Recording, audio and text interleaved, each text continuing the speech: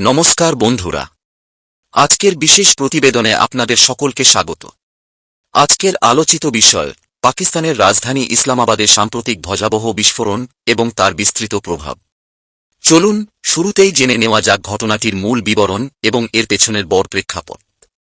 পাকিস্তানের রাজধানী ইসলামাবাদে এক শিয়া সম্প্রদায়ের মসজিদকে লক্ষ্য করে চালানো হয় এক আত্মঘাতী বিস্ফোরণ, যখন সেখানে নামাজ আদায়ে বহু মানুষ একত্রিত হয়েছিলেন। বিস্ফোরণের শব্দে মুহূর্তের মধ্যে কেঁপে ওঠে গোটা এলাকা। ছড়িয়ে পড়ে আতঙ্ক ও বিশৃঙ্খলা। প্রাথমিক রিপোর্ট অনুযায়ী অন্তত ৩১ জন মানুষ ঘটনাস্থলেই প্রাণ হারান এবং ১০০রও বেশি মানুষ গুরুতর আহত হন। স্থানীয় হাসপাতালগুলোতে জরুরি অবস্থা জারি করা হয় এবং রক্তদানের জন্য সাধারণ মানুষের কাছে আবেদন জানানো হয়। নিরাপত্তা বাহিনী দ্রুত এলাকাটি ঘিরে ফেলে এবং তদন্ত শুরু করে। যদিও এখনও কোনো সংগঠন সরাসরি এই হামলার দায় স্বীকার করেনি, পাকিস্তানের নিরাপত্তা বিশ্লেষকদের একটি বড় অংশ মনে করছে তেহরিক-ই-তালিবান পাকিস্তান বা সংশ্লিষ্ট উগ্রপন্থী গোষ্ঠীগুলোর হাত থাকতে পারে। অতীতেও এই ধরনের হামলায় শিয়া সম্প্রদায়কে লক্ষ্যবস্তু করা হয়েছে। পাকিস্তানে দীর্ঘদিন ধরেই সুন্নি ও শিয়া সম্প্রদায়ের মধ্যে উত্তেজনা একটি বড় সামাজিক সমস্যা হিসেবে রয়ে গেছে, আর জঙ্গি সংগঠনগুলো সেই বিভাজনকে কাজে লাগিয়ে হামলা চালিয়ে থাকে। সাম্প্রতিক বছরগুলোতে পাকিস্তানে জঙ্গি হামলার সংখ্যা উদ্বেগজনক হারে বেড়েছে। ২০২২ সালে যেখানে জঙ্গি হামলায় প্রায় ২ শতাধিক সাধারণ নাগরিক প্রাণ হারিয়েছিলেন, ২০২৩ সালে সেই সংখ্যা বেড়ে ৪ শতাধিক হয়। ২০২৪ সালে তা প্রায় ৬০০-এর কাছাকাছি পৌঁছে যায়। আর চলতি ২০২৫ সালের শুরুতেই নতুন হামলা পরিস্থিতিকে আরও উদ্বেগজনক করে তুলেছে। শুধু সাধারণ মানুষ নয়, পাকিস্তানের নিরাপত্তা বাহিনীর সদস্যরাও বড় ধরনের ক্ষতির সম্মুখীন হচ্ছেন। বিশ্লেষকরা বলছেন, পাকিস্তানের অভ্যন্তরীণ নিরাপত্তা পরিস্থিতি ক্রমশ দুর্বল হয়ে পড়ছে। বিশেষ করে আফগানিস্তানের পরিস্থিতির পরিবর্তনের পর এই অস্থিরতা আরও বেড়েছে। পাকিস্তানের অভিযোগ, সীমান্তের ওপার থেকে জঙ্গি সংগঠনগুলো তাদের কার্যকলাপ পরিচালনা করছে।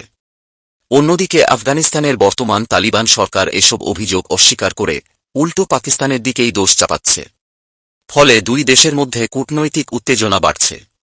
এখানেই শেষ নয়, এই ঘটনাকে ঘিরে আন্তর্জাতিক ভূরাজনীতিরও একটি বড় হিসাব সামনে আসছে। অনেক পর্যবেক্ষক মনে করছেন, পাকিস্তানের অভ্যন্তরীণ চাপ বাড়তে থাকলে দেশটির সেনাবাহিনী সীমান্তের ওপারে কোনো সামরিক অভিযান চালানোর যুক্তি তৈরি করতে পারে। একই সঙ্গে যুক্তরাষ্ট্রের আগ্রহের বিষয় হয়ে উঠেছে আফগানিস্তানের বাগরাম বিমান ঘাঁটির ভবিষ্যৎ। এই ঘাঁটি একসময় মার্কিন সামরিক উপস্থিতির কেন্দ্র ছিল এবং অঞ্চলটির কৌশলগত গুরুত্ব এখনও অত্যন্ত বেশি। সাধারণ মানুষের দৃষ্টিকোণ থেকে পরিস্থিতি আরও উদ্বেগজনক। প্রতিটি বিস্ফোরণ, প্রতিটি হামলার সঙ্গে বাড়ছে আতঙ্ক, কমছে নিরাপত্তাবোধ। ব্যবসা বাণিজ্য, শিক্ষা, দৈনন্দিন জীবন সবকিছুই প্রভাবিত হচ্ছে। বিশেষজ্ঞদের মতে, সহিংসতা যদি এভাবেই চলতে থাকে তবে পুরো অঞ্চলের স্থিতিশীলতা হুমকির মুখে পড়তে পারে। এখন বড় প্রশ্ন, পাকিস্তান কি কঠোর সামরিক পদক্ষেপ নেবে নাকি কূটনৈতিক সমাধানের পথ খুঁজবে? প্রতিবেশী দেশগুলোর সঙ্গে সম্পর্ক কোন দিকে মোড় নেবে? এবং সবচেয়ে গুরুত্বপূর্ণ, সাধারণ মানুষের নিরাপত্তা কতটা নিশ্চিত করা সম্ভব হবে? এসব প্রশ্নের উত্তর এখনও অজানা। তবে একটি বিষয় স্পষ্ট, এই হামলাগুলো আর বিচ্ছিন্ন ঘটনা হিসেবে দেখার সুযোগ নেই। দক্ষিণ এশিয়ার নিরাপত্তা ও স্থিতিশীলতার ওপর এর দীর্ঘমেয়াদী প্রভাব পড়তে পারে।